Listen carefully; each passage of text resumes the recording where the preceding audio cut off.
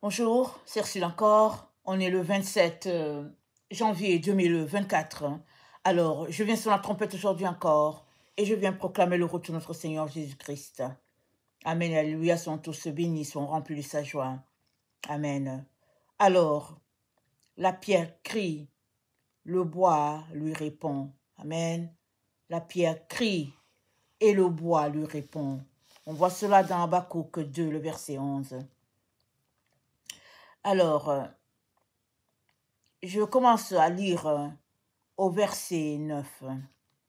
Malheur à celui qui amasse pour sa maison des gains iniques, afin de placer son nid dans un lieu élevé, pour se garantir de la main du malheur.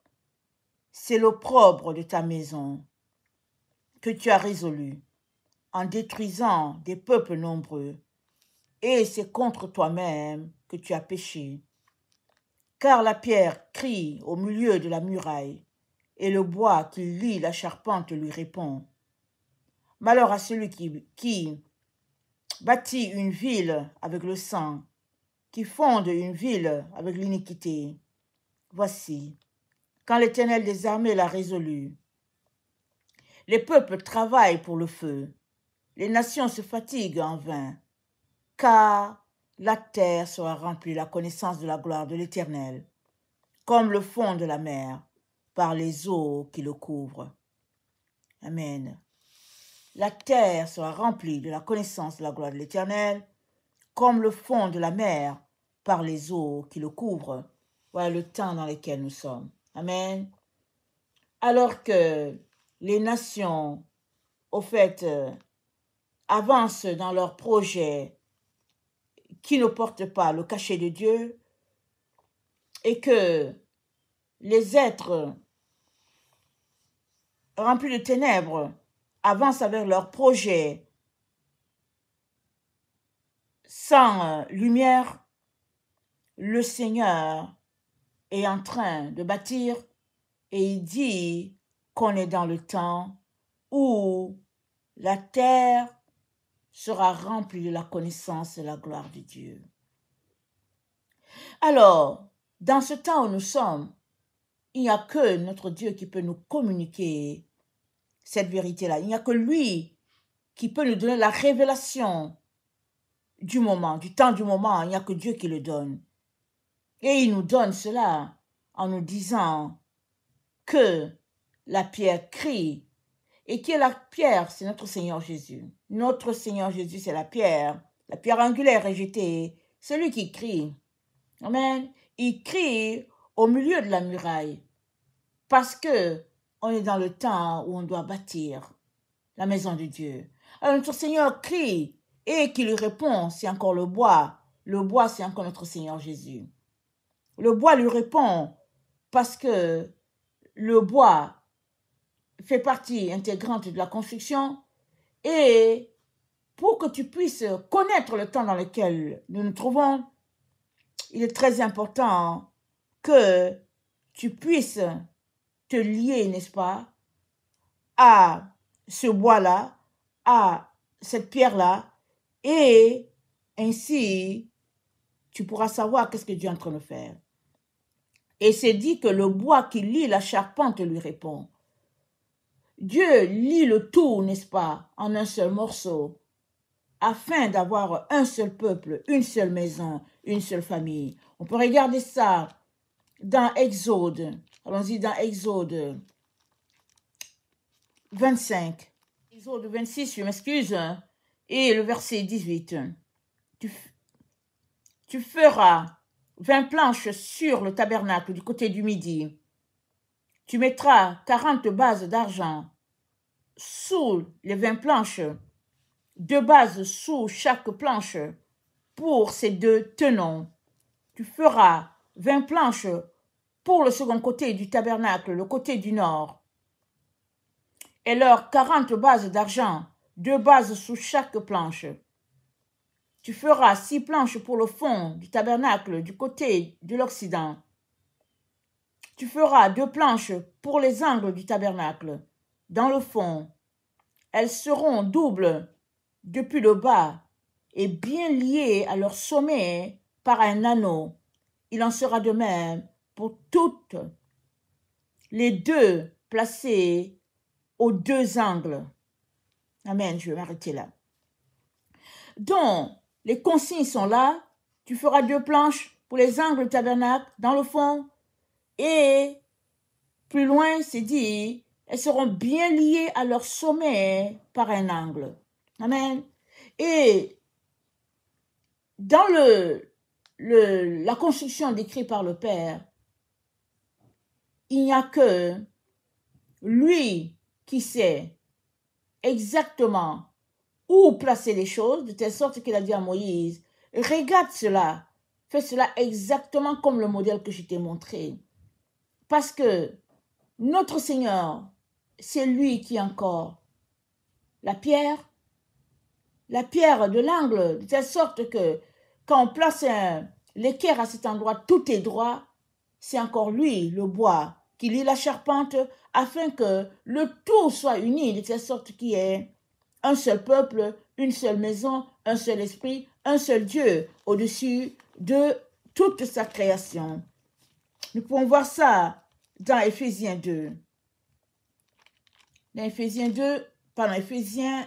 4, excusez-moi. Dans Éphésiens 4, voilà ce que notre Dieu nous dit.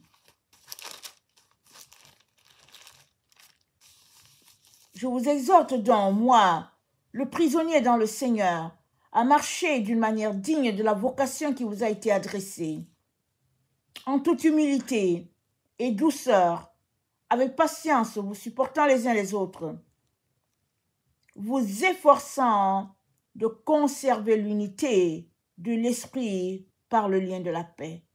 Il y a un seul corps et un seul esprit. Comme aussi vous avez été appelés à une seule espérance par votre vocation. Il y a un seul Seigneur, une seule foi, un seul baptême, un seul Dieu et Père de tous, qui est au-dessus de tous et parmi tous et en tous. Mais à chacun, la grâce a été donnée selon la mesure du don de Dieu. Amen. Donc, il y a un seul Dieu, un seul Seigneur, un seul baptême, un seul esprit, mais différentes grâces. Amen. La grâce qui t'a été accordée, toi, elle est différente de celle qui a été accordée à l'autre, de telle sorte qu'à la fin, tout est un. Amen. Une unité parfaite avec un Dieu parfait qui règne sur sa création. Voilà le plan de Dieu, le merveilleux plan de Dieu pour sa création. Et tu ne peux saisir ce plan-là que s'il te le révèle. Et tu ne peux aussi saisir ce plan-là que si tu acceptes de marcher par la foi, te laissant guider chaque jour dans ce qu'il a pour toi. Pendant que tu es en train de marcher, tu as l'impression que tu ne vois rien. Pendant que tu es en train de marcher, tu as l'impression souvent que c'est peut-être le désert. Mais à la fin, quand tu seras arrivé, tu verras qu'effectivement, Dieu te conduisait et qu'il est l'architecte des architectes et le plan est entre ses mains. Amen. Et on est dans le temps où il nous dit, la terre sera remplie de la connaissance de la gloire de Dieu. Ça veut dire quoi? Ça veut dire que toi et moi devons nous concentrer à connaître Dieu, à étudier sa parole. Alors que Habakkuk 2, le verset 14 nous dit, car la terre sera remplie de la connaissance de la gloire de Dieu, de la gloire de l'Éternel, comme le fond de la mer par les eaux qui le couvrent. Dans Osée 4, le verset 6, c'est dit, mon peuple est détruit faute de connaissance. D'un côté, il y a un Dieu qui dit, la terre doit être remplie de la connaissance de sa gloire. Toute la terre doit être imprégnée de la présence de Dieu. De l'autre côté, Dieu dit, mon peuple est détruit faute de connaissance. Le pont entre les deux, c'est quoi? Le pont, c'est que si nous voulons bénéficier de cette gloire-là que Dieu a pour toute l'humanité, si nous voulons être imprégnés de sa présence, si nous voulons goûter à l'effusion de son esprit, il est important qu'on prenne le temps pour connaître Dieu, c'est-à-dire pour étudier sa parole. Dans Deutéronome 11, alors que l'Éternel avait déjà fait sortir Israël de l'Égypte et qu'il les conduisait en direction de la terre promise, il leur a dit, il leur a donné ceci comme consigne. Je vais lire à Deutéronome 11. Deutéronome 11, le verset 18, Dieu dit, « Mettez dans votre cœur et dans votre âme ces paroles que je vous dis. Vous les lirez comme un signe sur vos mains. Elles seront comme des frontaux entre vos yeux. » Et c'est quoi ces paroles? C'est les commandements que Dieu a remis au peuple par l'entremise de Moïse. Il leur a remis cela. Il a dit, voilà comment vous devez vivre afin de posséder votre espace, d'avancer et de posséder la terre que Dieu a pour vous. Si vous ne marchez pas selon les consignes établies, selon ces balises-là, vous n'allez pas pouvoir vous rendre. Et une fois aussi sur le terrain, ils vont vous dévorer, ils vont vous déchiqueter. La seule manière pour vous, mon peuple, de vous rendre, c'est de marcher selon ces consignes et c'est de les garder en place de telle manière que vous puissiez être toujours victorieux. Et alors, il a été dit à Israël de ne pas s'allier au peuple sur la terre de Canaan parce qu'il serait décimé. Il disparaîtrait autrement. Dieu n'a pas manqué d'avertir son peuple de comment il devrait se comporter. Et aujourd'hui encore, Dieu ne manque pas de nous avertir de comment on doit se comporter. Souvent, quand on a goûté à l'effusion de l'esprit, on est juste de ce côté-là, de l'esprit. Et souvent aussi, quand on a goûté à la compréhension des Écritures, on est juste là. On veut juste étudier la lettre et laisser de côté l'esprit. Voilà pourquoi on a plusieurs dénominations sur la terre. Certains qui sont axés vers le Saint-Esprit, d'autres qui ne sont pas du tout dedans. Et puis, le peuple de Dieu se déchiquette par-ci par-là. Et le Seigneur dit, nous avons besoin des deux. Nous avons besoin d'étudier les Écritures. Pour savoir qu'est-ce que Dieu a dit, nous avons besoin de la présence du Saint-Esprit pour nous conduire, pour nous diriger. Parce que la lettre en soi, elle est morte si l'Esprit de Dieu ne l'explique pas. Si le Saint-Esprit ne t'explique pas ce que Dieu dit, ce ne sera que l'égalisme. Tu as besoin du Saint-Esprit pour comprendre les Écritures. Et le Seigneur est en train de s'assembler une nation, un peuple équilibré qui marche par la foi, les yeux fixés sur le Seigneur, connaissant ce que le Père dit, amen, et rempli de la présence de Dieu. Tu ne peux pas laisser le Saint-Esprit à côté. Tu en as besoin. C'est par le Saint-Esprit que les dons se sont manifestés. Et si tu veux connaître ton don, le Saint-Esprit doit être celui-là qui dirige ta vie, qui te conduit. Tu ne peux donc pas laisser le Saint-Esprit de côté. Et nous savons que Dieu a donné les consignes à Israël et il revenait à Israël de le mettre en pratique et de l'enseigner à ses enfants. Et il a dit, tu ne vas pas te détourner, comme on a lu dans Deutéronome 11, le verset 18. Et dans ces consignes qu'il a données, il a dit, Deutéronome 6, le verset 6, il dit, ces commandements que je te donne aujourd'hui seront dans ton cœur. Tu les inculqueras à tes enfants et tu en parleras quand tu seras dans ta maison, quand tu iras en voyage, quand tu te coucheras, quand tu te lèveras. Tu les liras comme un signe sur les mains, sur tes mains, et ils seront comme des frontaux entre tes yeux. C'est-à-dire la parole de Dieu, ce sera la lanterne qui va nous guider. Si la parole de Dieu n'est pas là, alors tu es aveugle. Tu as besoin de la parole de Dieu pour te conduire.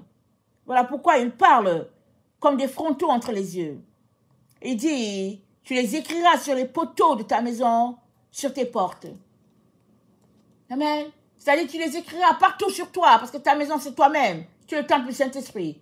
Tu écriras la parole de Dieu partout sur toi. Tu vivras par la parole de Dieu. Ce n'est que comme ça que ton environnement sera rempli de la connaissance de Dieu et tu avanceras, n'est-ce pas, possédant ton environnement et tu répandras l'Esprit de Dieu partout où ton pied foulera. Voilà comment le Seigneur nous appelle à vivre et à marcher. Et nous avons comme exemple, n'est-ce pas, l'apôtre Paul. Nous savons tous ce qui était l'apôtre Paul avant de rencontrer Jésus, n'est-ce pas? Il était un érudit, il connaissait les Écritures, il était de la secte des pharisiens, il était selon la loi, et puis tout allait bien pour lui. Amen. Et il avait reçu une lettre pour aller détruire l'église de Jésus-Christ. Et en cours de route, il a été rencontré par le Seigneur, et sa vie a changé. Il s'est arrêté 3 mois, coupé de tout le monde, pour comprendre un peu ce qui lui arrivait, pour découvrir vraiment qui était ce Messie-là. Et le même Paul, qui était juste centré sur la lettre, était maintenant équilibré, n'est-ce pas? Il avait et la lettre et l'Esprit de Dieu. Et il allait d'église en église, de synagogue en synagogue, pour prêcher, pour enseigner la vérité. Et dans Acte 19, le verset 8, il est dit, ensuite Paul entra dans la synagogue où il parla librement. Pendant 3 mois, il discourut sur les choses qui concernent le royaume de Dieu, s'efforçant de persuader ceux qui l'écoutaient. Mais comme quelques-uns restaient endurcis et incrédules, décriant devant la multitude la voix du Seigneur, il se retira d'eux, sépara les disciples et enseigna chaque jour dans l'école d'un nommé Tyrannus. Cela dura 2 ans, de sorte que tous ceux qui habitaient l'Asie, juifs et grecs, entendirent la parole du Seigneur, et Dieu faisait des miracles extraordinaires par les mains de Paul, au point qu'on appliquait sur les malades des linges ou des mouchoirs qui avaient touché son corps, et les maladies les quittaient, et les esprits malins qui sortaient. Donc voilà. Le même Paul, qui au fait connaissait les Écritures, qui les enseignait, qui soutenait sa doctrine de pharisien, le même Paul avait changé par le toucher de notre Seigneur, et maintenant, il touchait les autres, les convainquant par les Écritures.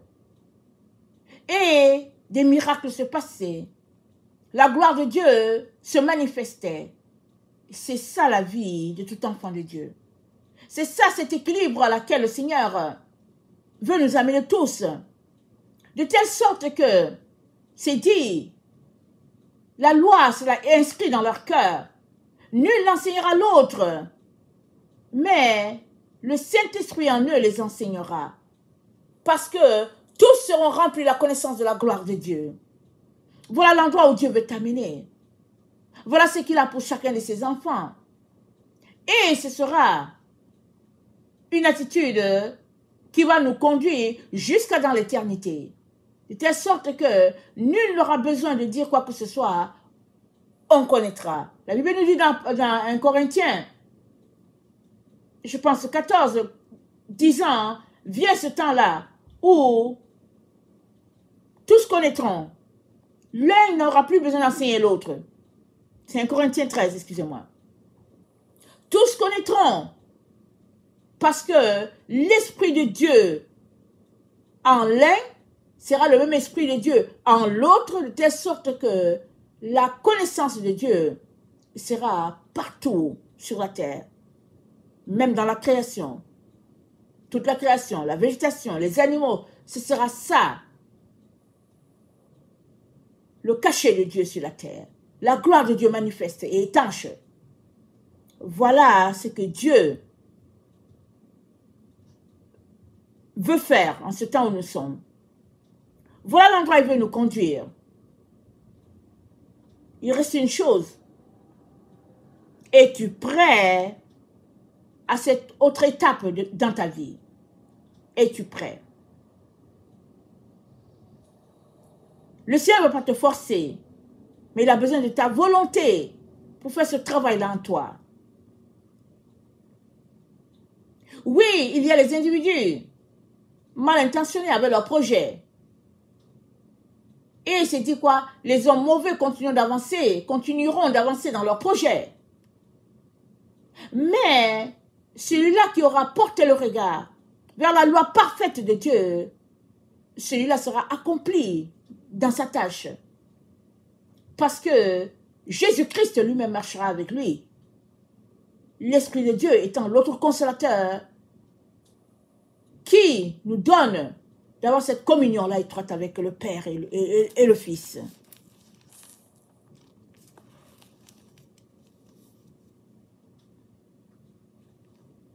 Jérémie 31, le verset 31.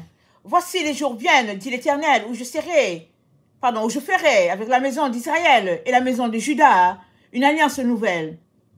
Non comme l'alliance que j'ai traitée avec leur père le jour où je les ai saisis par la main pour les faire sortir du pays d'Égypte, alliance qu'ils ont violée. Quoique je fusse leur maître, dit l'Éternel, mais voici l'alliance que je ferai avec la maison d'Israël. Après ces jours-là, dit l'Éternel, je mettrai ma loi au-dedans d'eux. Je l'écrirai dans leur cœur et je serai leur Dieu.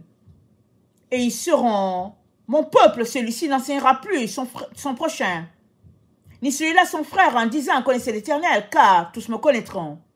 Depuis le plus petit jusqu'au plus grand, dit l'Éternel, car je pardonnerai leur iniquité et je ne me souviendrai plus de leurs péchés. Ainsi par l'Éternel qui a fait le soleil pour éclairer le jour, qui a destiné la lune et les étoiles à éclairer la nuit, qui soulève la mer et fait mugir ses flots. Lui dont le nom est l'Éternel des armées. Si ces lois viennent à cesser devant moi de l'Éternel, la race d'Israël aussi cessera pour toujours d'être une nation devant moi. Ainsi par l'Éternel, si les cieux en haut peuvent être mesurés, si les fondements de la terre en bas peuvent être sondés, alors je rejetterai toute la race d'Israël à cause de tout ce qu'ils ont fait, dit l'Éternel. Voici les jours viennent, dit l'Éternel, où la ville sera rebâtie à l'honneur de l'Éternel. Depuis la tour de Hananel jusqu'à la porte de l'angle, le cordeau s'étendra encore vis-à-vis jusqu'à la colline de Gareb et fera un circuit du côté de Gode. Toute la vallée des cadavres et de la cendre et tous les champs jusqu'au torrent de Cédron, jusqu'à l'angle de la porte des chevaux à l'Orient, seront consacrés à l'Éternel et ne seront plus jamais ni renversés ni détruits. Et Zacharie 2. Zacharie 2.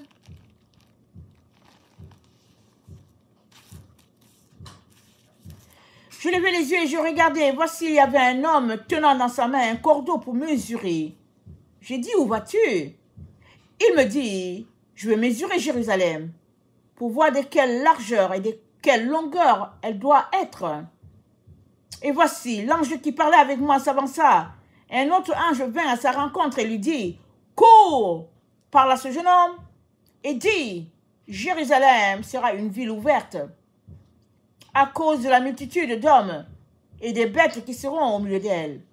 Je serai pour elle, dit l'Éternel, une muraille de feu tout autour, et je serai sa gloire au milieu d'elle. Amen. Dieu sera la muraille de ses enfants, il sera leur gloire. Voilà ce que Dieu est en train de faire. En train de rassembler, en train de se bâtir une nation, et en train de les toucher par sa présence, par sa gloire. Tu as besoin de faire partie de ce groupe-là. Tu as besoin de sortir des voix qui te distraient, de tout ce qui te perd le temps, l'énergie, et de venir te joindre aux enfants de l'Éternel, ceux-là qu'il est en train d'assembler en ce temps où nous nous trouvons. Ce temps où les ténèbres sont intenses sur la terre, où on regarde, on se dit, mais qu'est-ce qui va arriver? Il n'y a pas d'espoir. Le Seigneur dit, il y a l'espoir. Parce que la terre sera remplie de la connaissance de sa gloire. Parce que Dieu est en contrôle. Amen. Il est en contrôle. Les nations ragent dans leurs différents projets. Mais Dieu est paisible, imperturbable sur son trône. Parce que les choses arriveront, non pas selon ce que les hommes ont établi, mais selon ce que Dieu a dit. Et il a dit, la terre sera remplie de la connaissance de sa gloire. Que le nom de notre Dieu soit béni, que sa grâce soit manifeste, et surtout, que chacun puisse se concentrer à étudier les Écritures et à demander l'effusion de l'Esprit. Amen. Le Saint-Esprit est ce qui nous touche. As-tu déjà été touché par le Saint-Esprit? C'est pas grave. Tu peux encore demander. Et le Seigneur va encore te remplir. N'as-tu pas déjà été touché? Alors le Seigneur veut te remplir. Il suffit juste de demander et juste de croire qu'il va le faire. Et il va le faire. Amen. Parce que c'est sa promesse. Il a dit, si méchant comme vous êtes, vous savez donner de bonnes choses à vos enfants. Hein? À combien plus forte raison le Père donnera-t-il le Saint-Esprit à ceux-là qui le lui demandent? Tu as besoin du Saint-Esprit. À l'exemple de Paul, dont la vie a changé. Du tic au tac, quand l'huile est venue s'ajouter à son légalisme. On a besoin d'être équilibré alors qu'on marche avec le Seigneur. Que le Seigneur bénisse sa parole. Que sa gloire soit manifeste pour chacun d'entre nous. Maranatha, Jésus revient. Amen et alléluia. Sont tous bénis. Amen et amen.